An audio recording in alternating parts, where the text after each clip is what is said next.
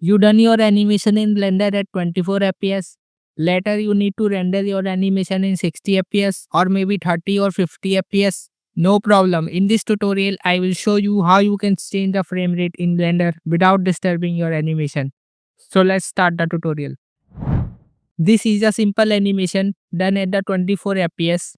To change the frame rate, go to the output properties, then under frame rate section, select the frame rate that you want to convert.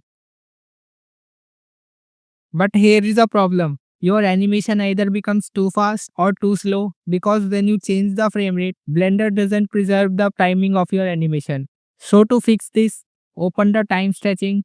Here we tell the Blender to remap the time according to the new frame rate. Set the old to the original frame rate and new to the changed frame rate.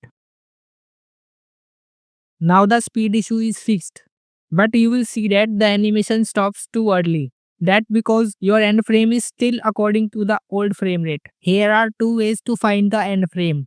Either you can roughly set the end frame by dragging the playhead and stop it when the play bar is about to end of your animation. And second way, you can exactly calculate the end frame by doing some mathematics like shown in the tutorial. You can put your values in this formula and set the end frame close to the output number. In my case, the end frame is 250. Now it's finally done. The animation is ready to render. Hope this quick tutorial found helpful to you. Now let's move into the add-on section where I can tell you how to use my add-on to quickly change your frame rate in Blender without worrying about this process. When you install the add-on, you will see the frame rate section below the time stretching within the output properties area.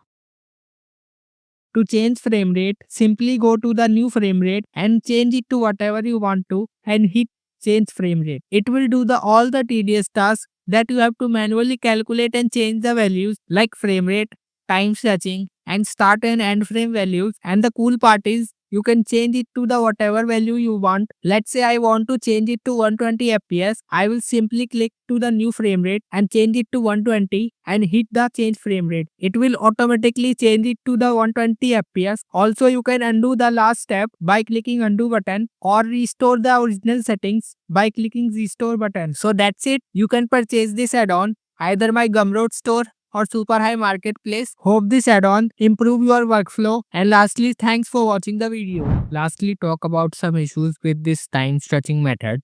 It applies to all situations like this, means keyframes with sudden changes and not having constant interpolation. Let's look at the original file. Here we have original animation with 24 fps. We have a hard cut at frame 50, which is our first angle of the camera, and the frame 51 is the second angle. Because these keyframes are side by side, the cut is hard and instant. However, when we change the frame rate to 60, we are actually stretching the timeline. Those two keyframes are no longer perfectly side by side in terms of time. They are now calculated sub keyframes between them. By default, Blender uses Bezier interpolation. This tells the camera to create a smooth curve between keyframes. So during those tiny sub keyframes, the camera tries to physically travel from frame 50 to frame 51, creating a motion blur or drift glitch. To fix this, select your keyframes where the cuts happen, press T for interpolation and select the constant option. Constant interpolation ensures the value to create step shape instead of a curve, keeping your sharp cuts perfect when you change the frame rate and uses the time stretching.